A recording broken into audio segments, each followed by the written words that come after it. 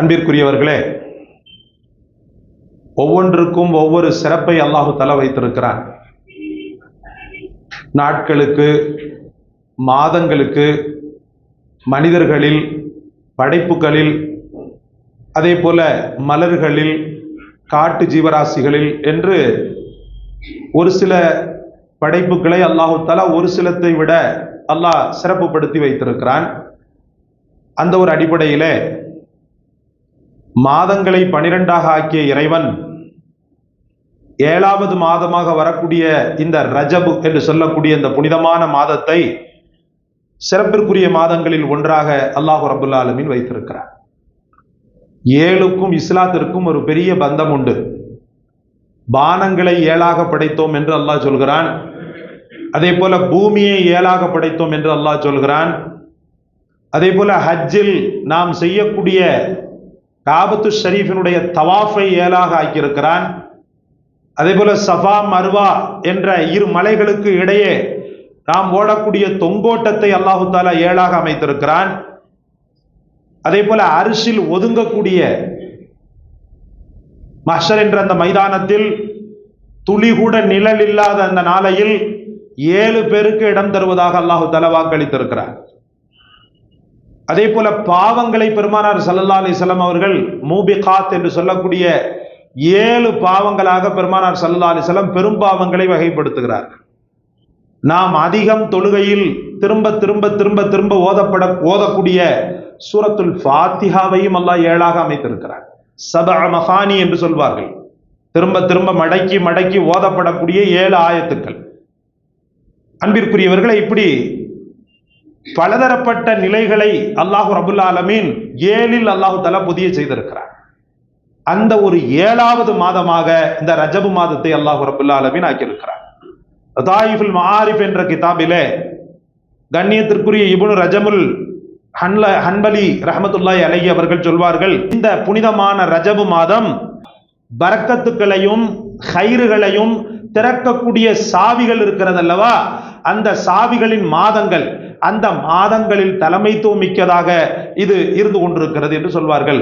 ஹைறுகளை அல்லாஹ் ரப்பல் ஆலமீன், அதாவது நலவுகளை, மனிதன் என்னென்ன விஷயங்களை நலவு என்று நினைக்கிறானோ அந்த நலவுகளின் திறவுகோலாக ரப்பல் ஆலமீன் இந்த மாதத்தை வைத்திருக்கிறார். அதே போல அன்பிற்குரியவர்களை, பரக்கத் என்று எதை நினைக்கிறானோ அந்த பரக்கத்துக்களின் திறவுகோலாகவும் அல்லாஹ் ரப்பல் ஆலமீன் இந்த ரஜபை வைத்திருக்கிறான் என்று சொல்லப்படுகிறது. அதனால்தான் பிரத்யேகமாக முஹம்மது ரசூலுல்லாஹி ஸல்லல்லாஹு அலைஹி வஸல்லம் அவர்கள் இந்த மாதத்தை அடைந்து விட்டார்களே ஆனால் உடனடியாக பெருமானார் ஸல்லல்லாஹு அலைஹி வஸல்லம் அல்லாஹும்ம பாரிக் லனா ஃபீ ரஜப வ ஷஅபான் வ பல்லிக்னா ரமலான் என்று துஆ செய்திருக்கிறார்கள்.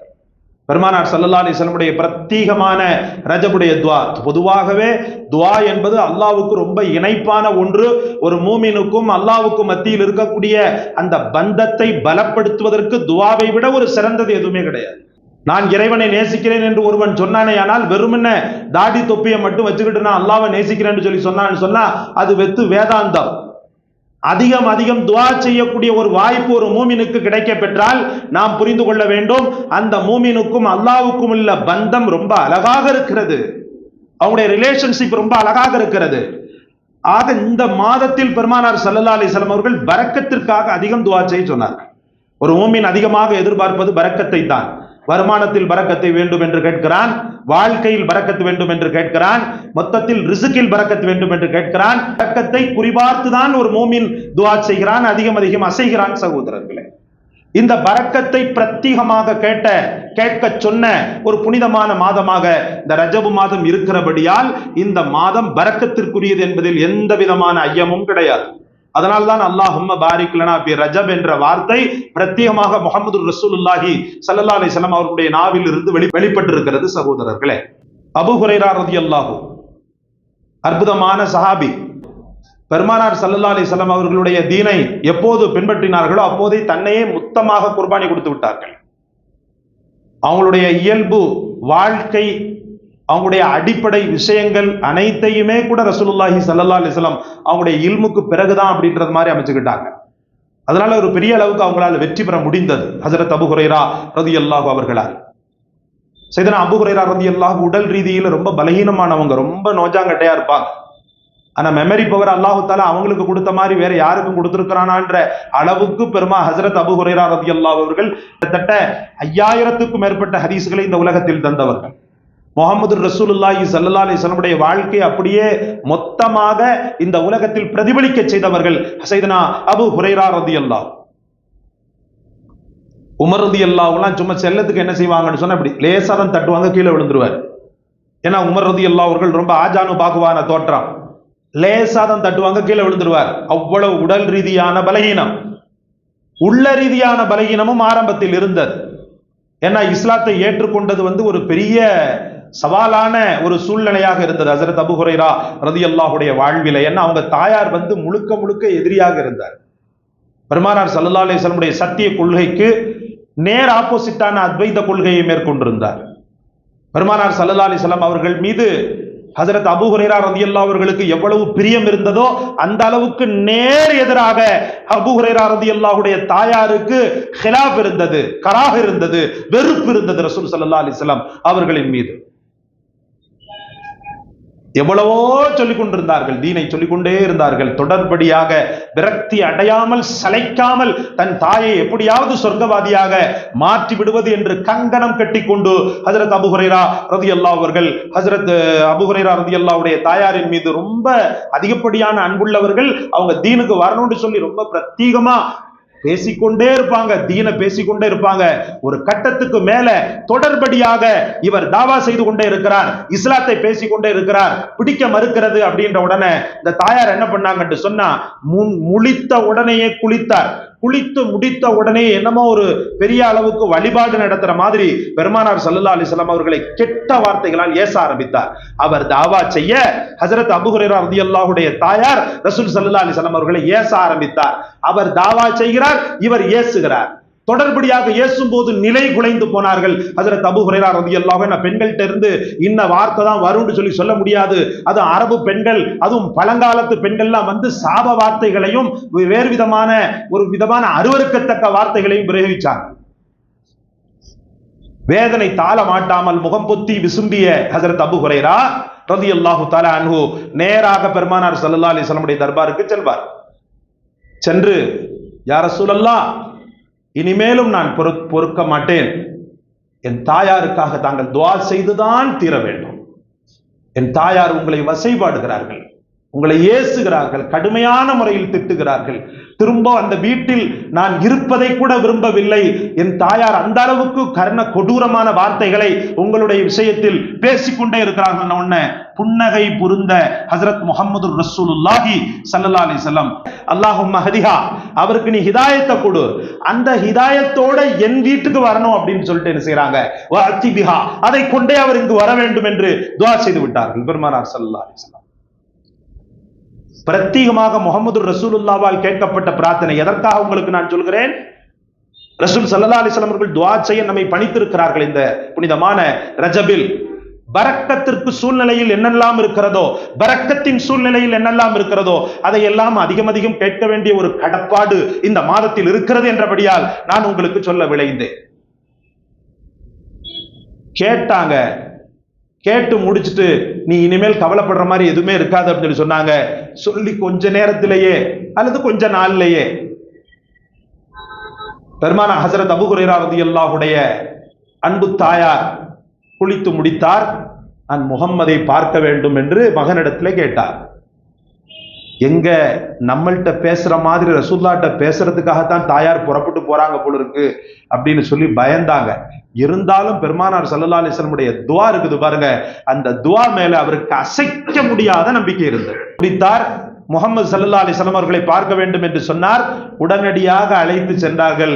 அங்கு சென்று அஷ்ஹது அல்லா இலாஹ இல்லல்லாஹ் என்ற அந்த திருக்கலிமாவை மொழிந்து தீனுல் இஸ்லாத்தை தழுவி கொண்டார். சகோதரர்களே, ரசூல் ஸல்லல்லாஹு அலைஹி வஸல்லம் வார்த்தைகள், அவர் இஸ்லாத்தையும் தழுவ வேண்டும், அந்த இஸ்லாத்தோடு என் வீட்டிற்கு வர வேண்டும் என்ற பெருமானார் ஸல்லல்லாஹு அலைஹி வஸல்லம் பிரத்யேகமான துஆ அந்த இடத்தில் ரொம்ப அழகான முறையில் கபூலியத் பெறுவதை அபூ ஹுரைரா ரலியல்லாஹு அவர்கள் நெகிழ்ச்சியோடு பார்த்தார்கள். ரசூல் ஸல்லல்லாஹு அலைஹி வஸல்லம் துஆவின் மீது ஹஜ்ரத் அபூ ஹுரைரா ரலியல்லாஹு அவர்களுக்கு அலாதியான கண்ணியமும் மதிப்பும் ஏற்பட்டது. சகோதரர்களே, இன்னொரு ஹதீஸில் பெருமானார் ஸல்லல்லாஹு அலைஹி வஸல்லம் அவர்கள் சொல்வார்கள், இன்ன ஃபில் ஜன்னத்தி நார், சொர்க்கத்துல ஒரு நதி ஒன்று இருக்கிறது. அந்த நதிக்கு பேரே ரஜபு தான். அந்த நதி எப்பேற்பட்ட தன்மை உள்ளதுன்னு சொல்லி பார்த்தீங்கன்னு சொன்னா, அந்த நதி தேனினும் இனிமையானது, பாலை விட ரொம்ப தூய்மையானது, பார்ப்பதற்கு ரொம்ப ரம்மியமானது.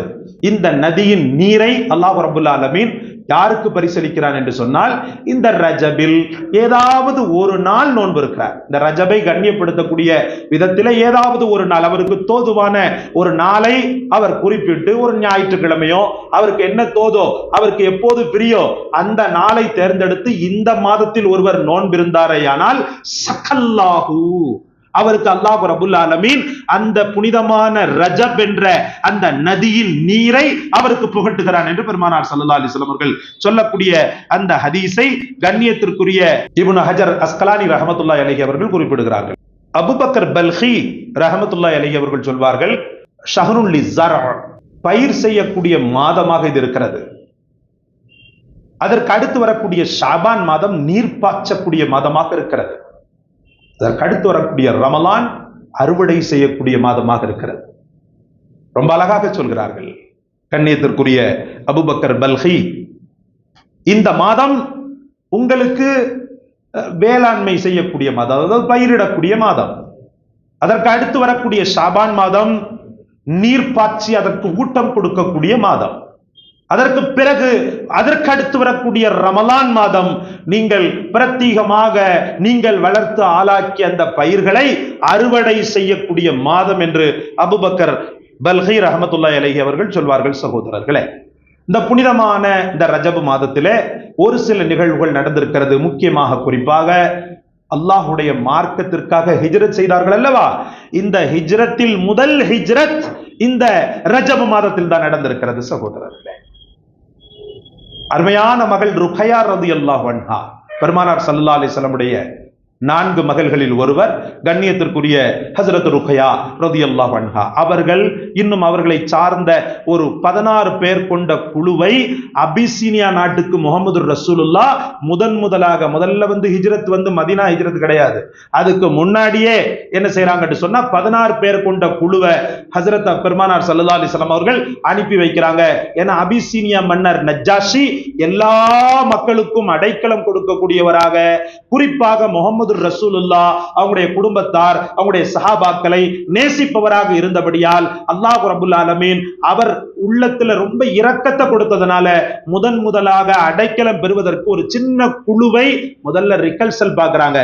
அதுக்கப்புறம் தான் மதீனாவுக்குள்ள ஹிஜ்ரத், பெரிய ஹிஜ்ரத், அது பெரும் ஹிஜ்ரத். இதுக்கு முன்னாடி ஒரு ரிகல்சல் பார்த்த மாதிரி என்ன பண்றாங்கன்னு சொன்னா அனுப்பி வைக்கிறாங்க. அது எப்ப நடக்குதுன்னு சொன்னா இந்த புனிதமான ரஜப்ல தான் நடக்குது. இந்த புனிதமான ரஜப்ல தான் நடக்குது. அதுக்கப்புறமா கண்ணியத்திற்குரிய அப்பாஸ் ரலியல்லாஹு அவங்களுடைய மறைவு ஹிஜ்ரத் 32 ரஜப் 12ல தான் நடக்கிறது. அதே போல ஹஜ்ரத் முஆவியா ரலியல்லாஹு பெரும் சஹாபாக்கள்ல முக்கியமான சஹாபி ஹஜ்ரத் முஆவியா ரலியல்லாஹு அவங்களுடைய மறைவும் இந்த ரஜப்ல தான் நடக்கிறது. ஹதீஸ் கலை வல்லுநர்களில் பிரசித்தி பெற்றவர், சிஹாவு சித்தா என்று சொல்லக்கூடிய 6 கிரந்தங்களில் ஷரீப் என்று சொல்லக்கூடிய அந்த கிரந்தத்தை எழுதிய திருமதி ரஹ்மத்துல்லாஹி அலைஹி அவங்களுடைய மறைவும் இந்த ரஜப் மாதத்தில் தான் நடக்கிறது. சகோதரர்களே, சலாஹுத்தீன் அய்யூபி ரஹ்மத்துல்லாஹி அலைஹி நீண்ட காலமாக யூதர்கள் வசம் இருந்த பைத்துல் முகத்தஸ், ஜெருசலத்தில் இருக்கக்கூடிய நம்முடைய தாய் இல்லம் பைத்துல் முகத்தஸ் ஆரம்ப கிப்லா, அந்த ஆரம்ப கிப்லாவை நீண்ட காலத்திற்கு பிறகு போராடி திரும்ப முஸ்லிம்களின் வசம் ஒப்படைக்கப்பட்ட அந்த மாதமும் இந்த ரஜபு மாதம் தான் அப்படின்னு எழுதுறாங்க. ரொம்ப நிறைய நிகழ்வுகள் நடந்திருக்கிறது. எல்லா நிகழ்வுகளையும் சொல்லி வரலாறு சொல்வது நமது நோக்கம் அல்ல. அவ்வளவு பெரிய ஆச்சரியமிகு வரலாற்று ஒரு அழகான ஒரு டர்னிங் பாயிண்டை அமைத்த இறைவன் நம் வாழ்க்கையில் ஏன் இந்த ரஜபை ஒரு டர்னிங்காக அமைக்க முடியாது? அதனால் நாம கேட்கக்கூடிய துஆல தான் இருக்குது. பரிபூரணமான தொழுகையும், பரிபூரணமான இஹ்லாஸும், பரிபூரணமான நியத்தும், பரிபூரணமான இறையச்சமும் ஒரு மூமினை அடுத்த கட்டத்திற்கு கொண்டு செல்லும் என்பதற்கு ரஜபில் நடந்த ரம்மியமான நிகழ்வுகள், நினைவுகள் ஒரு காரணமாக அமைகிறது. சகோதரர்களே, அதனால் பிரத்யேகமாக நாம் அல்லாஹ்விடத்தில் அதிகம் கேட்போம். அல்லாஹும்ம பாரிக் லனா ஃபி ரஜப வ ஷஅபான வ பல்லிக்னா ரமலான்.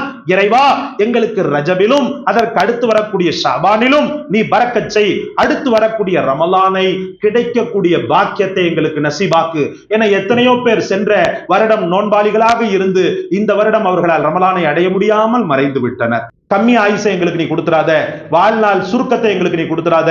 அந்த ரமலானை நாங்கள் அடைந்தது போல வரக்கூடிய ரமலானையும் நாங்கள் அடைகின்ற பாக்கியத்தை தா என்று மனதை திறந்து அல்லாஹ்விடத்தில் கேட்போம்.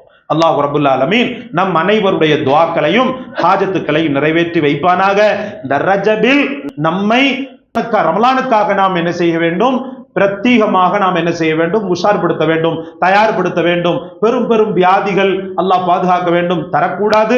ஒரு வேலை இருந்தால் அந்த வியாதிகளை கட்டுப்படுத்துவதில், முக்கியமாக சர்க்கரை நோய் இது போன்றவைகளை கண்ட்ரோலுக்கு கொண்டு வருவதில், பிரஷர் போன்ற இரத்த கொதிப்புகளை கண்ட்ரோலுக்கு கொண்டு வருவதில் முனைப்பு காட்ட வேண்டும். ஏன்னா ரமலான்ல ஃபுல்லா நம்ம இபாதத்திலே இருப்போம். தடைக்கு நம்முடைய உடல்நல காரணமாக அமைந்து விடக்கூடாது. அல்லாஹ் நம் அனைவரின் மீதும் தௌஃபீக் செய்வானாக. வாஹிரு தாவானா